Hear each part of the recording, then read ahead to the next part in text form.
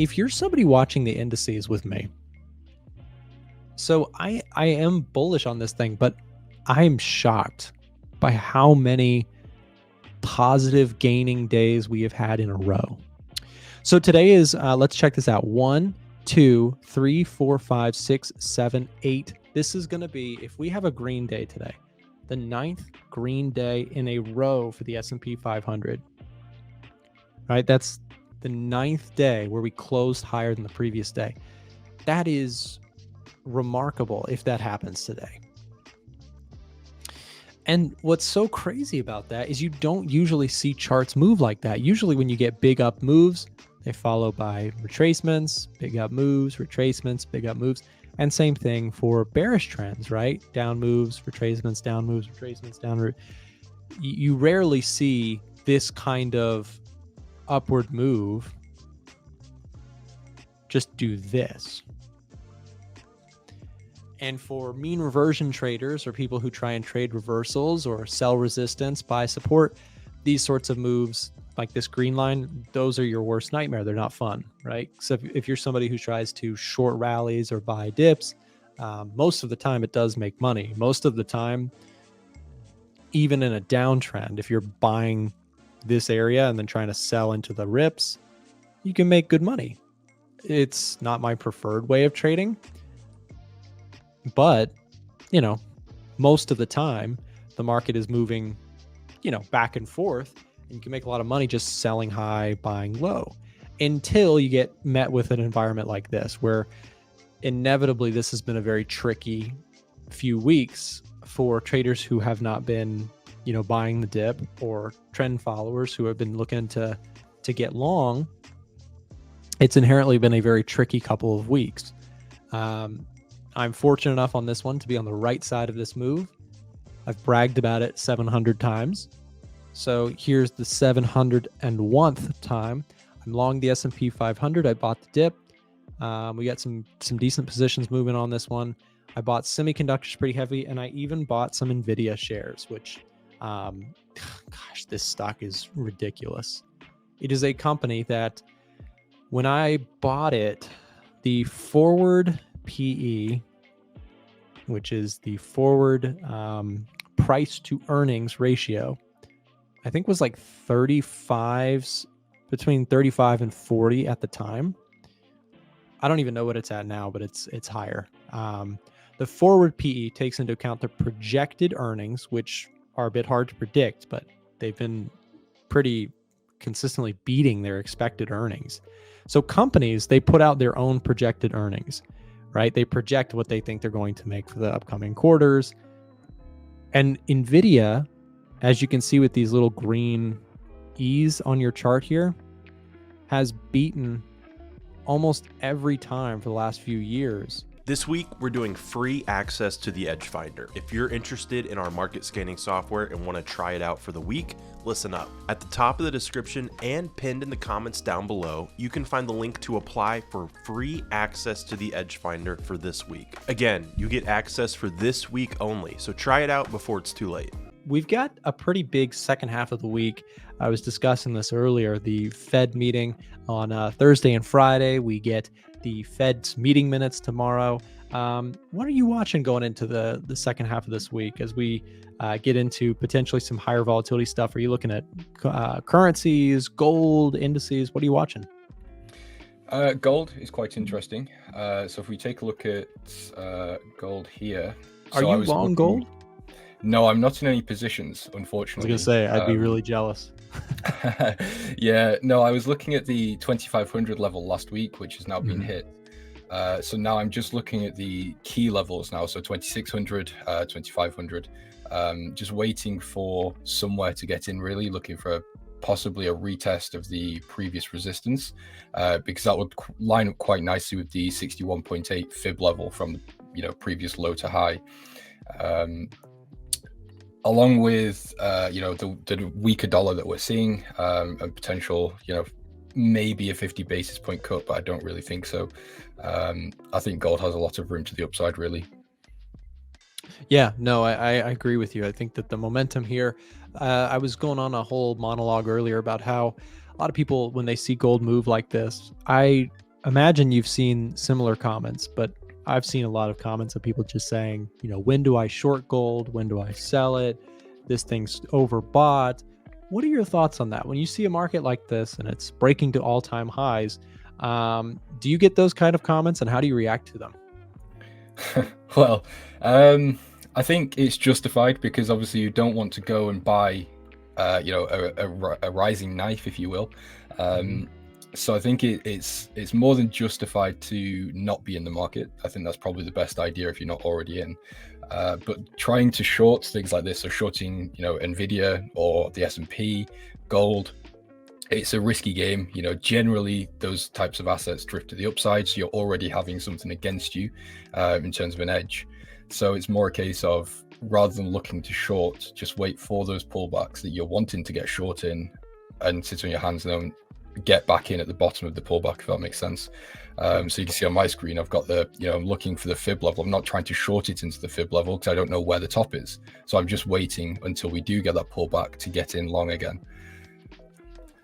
Yeah, that makes sense. And I think that's where it's a good way of saying it. Like, if you're not already in the move, consider being more like on the sidelines waiting. And that's how I'm trading this too, is I've had so many comments of people saying, Nick, at what point is the sell ready? And I'm like, I don't see any sells like ready to go, because as you pointed out, we could drift higher for another 3 days. And this is coming from somebody who I would like it to go down so I could buy it. I just don't think it's going to go down. I'm not betting that I'm not confident enough that it's going to pull back. A lot of times people say, oh, I'm just going to trade the pullback. Well, we don't know there's going to be a pullback.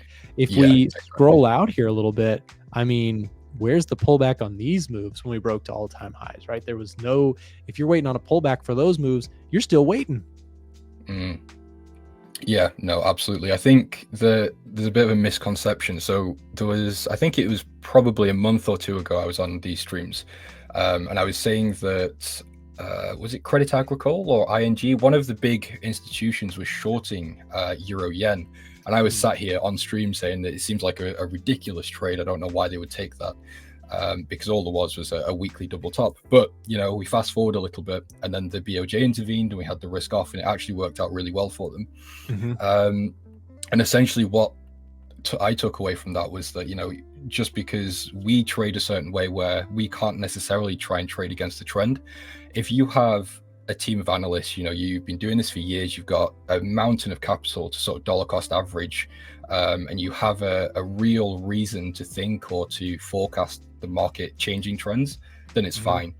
But the average retail trader doesn't have the resources, the capital, or the understanding to try and do that.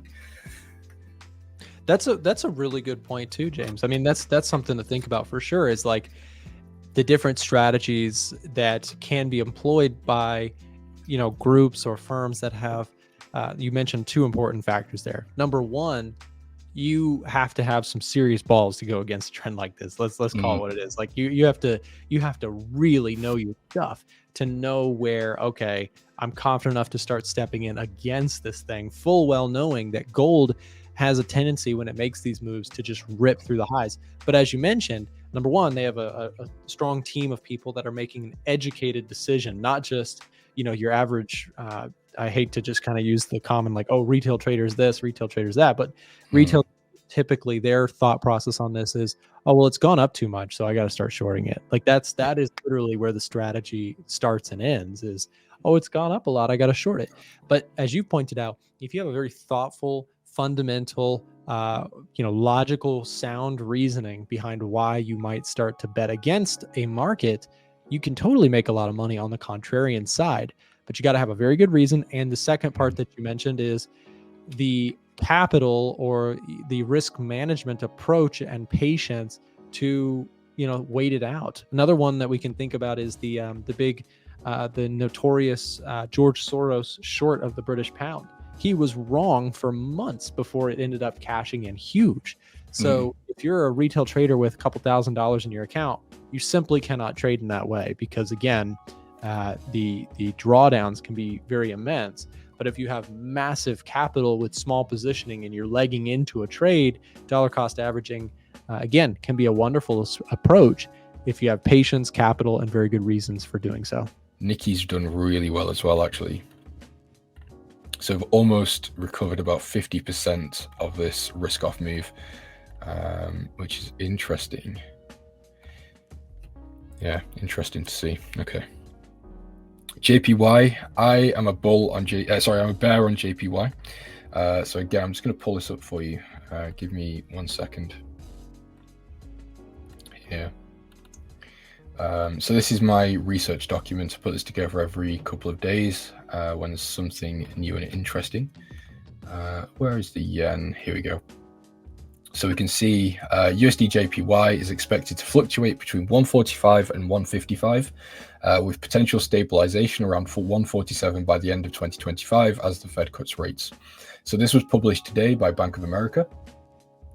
We've got Credit Agricole here. The JPY experienced fresh selling interest but remains overbought, with potential volatility ahead due to Fed policy signals.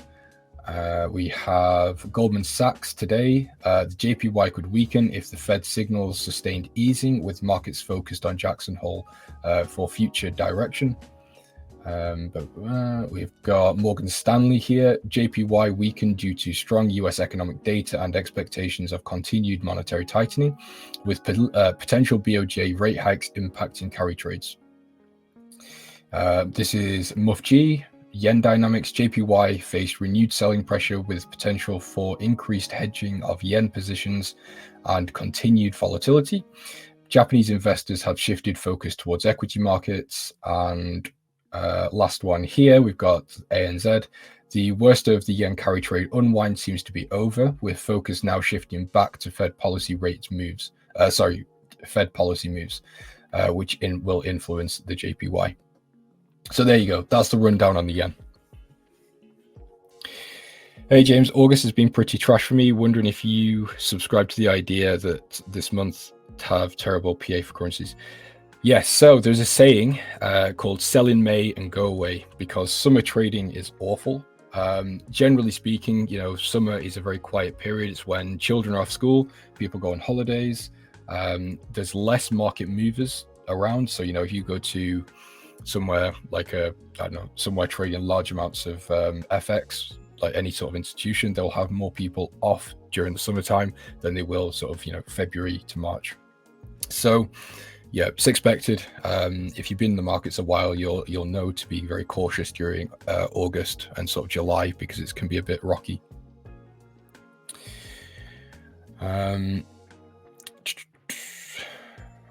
Let's just see.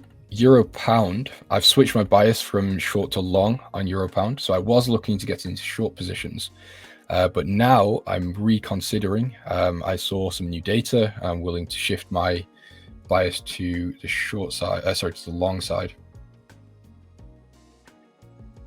Just give me 1 sec, guys.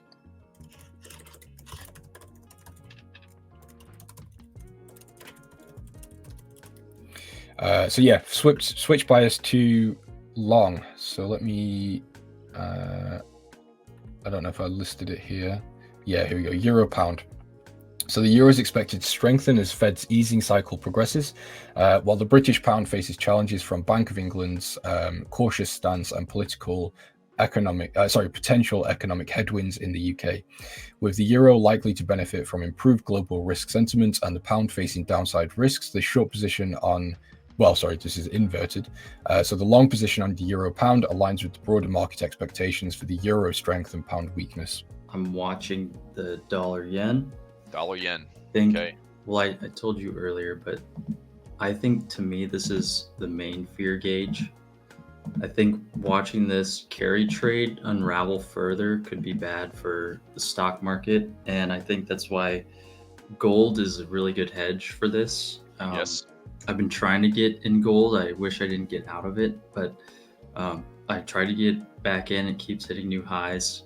So I'm just kind of waiting, but I'm also watching this currency pair, because if it continues lower and say it tests the lows around like the 141s range, that's kind of back to where we were that other week. Was it like July 31st or August 1st when we started really falling?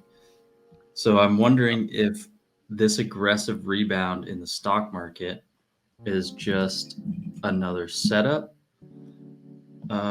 We did break above that 50-day moving average. It was a double bottom and a previous top, and we broke above that. We're in the middle of that between the 50-day and 20,100s on the NAS. So we're kind of just hovering in between support and resistance right now.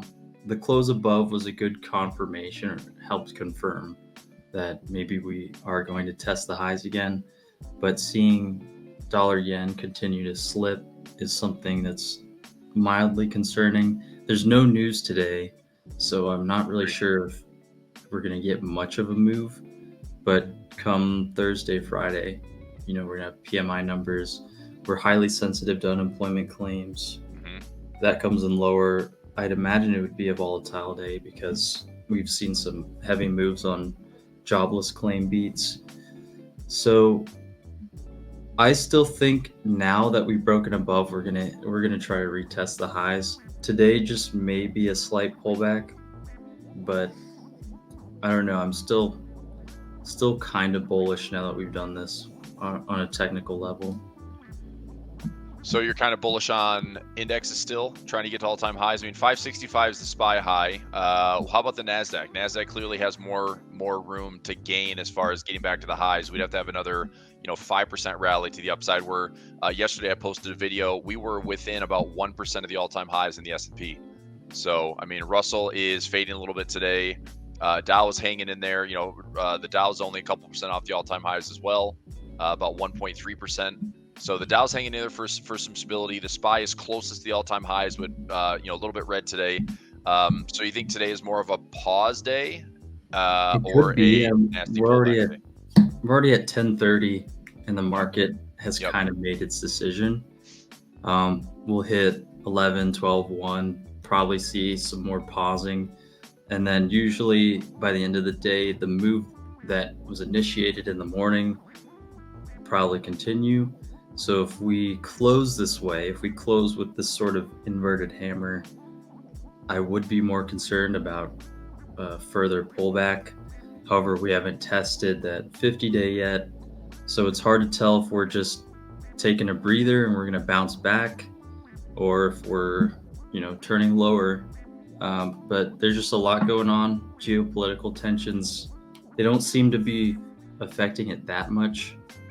We have, I guess, meeting minutes, which is just a reiteration of the last FOMC. Right. So I don't think that's really going to change anything.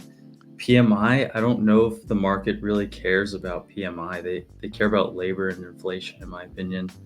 So I feel like it can show any kind of number, and PMI is just mostly has no trend in where it's going. So unless it's below 50. If it's, we're forecasting on services PMI to be at 54.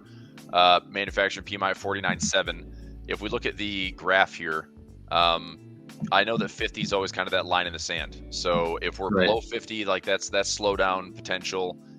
Services PMI, which has been the steadier of the two, above 50, same type of thing. If this one is, back, we're probably going to be safe on the services side, but manufacturing has slowed down quite a bit. I don't think that's going to be a huge derailer. Honestly, I think it's a backloaded week with all the news. We have Jackson Hole, which starts. I know that it's tough to necessarily say that you're going to trade Jackson Hole because you never know what's going to come out of it.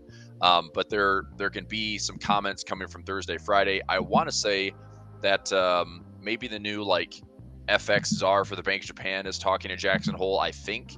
But I know Powell speaks on Friday at 10 a.m. So we will see.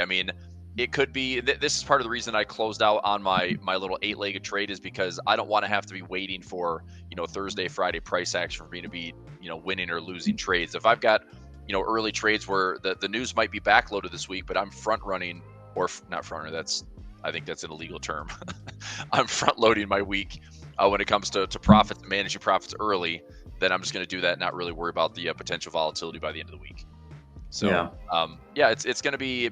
We're still in that last little bit of summer, right? Where we have after this week. The next big announcement and going to the end of the month, we have PCE on Friday, the 30th. We have earnings from NVDA on the 28th, we have GDP number unemployment claims on the 29th. So, I mean, again, we're kind of getting into like a lighter calendar, but there's some news that the market might be paying attention to, sensitive to. Look, man, as we came within 1% of these highs, the market can do whatever it wants, but it's certainly a lot easier to think that this market's going to be trying to test those highs again, as opposed to like, nope, good try, now it's going to fail. I mean, at this stage, I would guess that the market's likely going to retest these highs before it tests these lows. I mean, at the halfway point, I was asking this question because, like, who knew?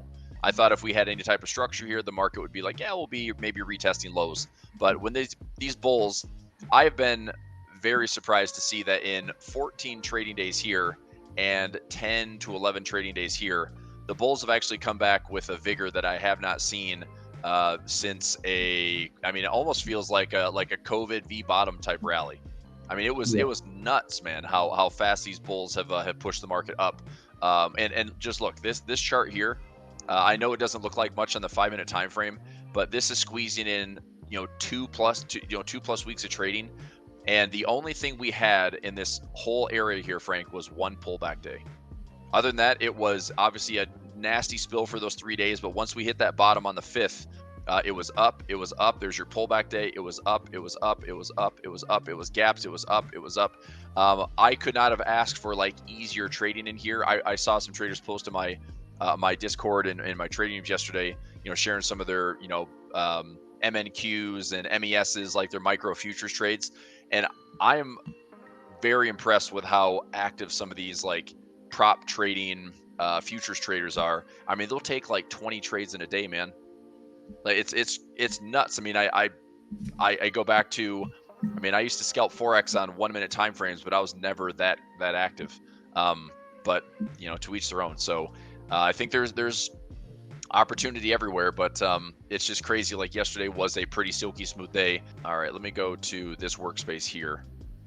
And right now on my ES feed, we're still above the daily and weekly, or we're above the weekly VWAP. We're back below the daily for right now.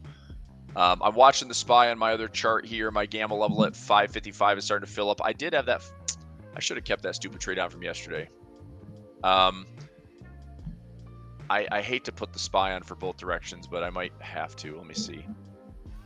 I don't want to chase this thing. I'm just gonna leave it alone. I'll take the Qs. If we're going to the downside, I'll take the Q side, and that's going after 477 or lower today. Hopefully that'll work out to be a nice little win.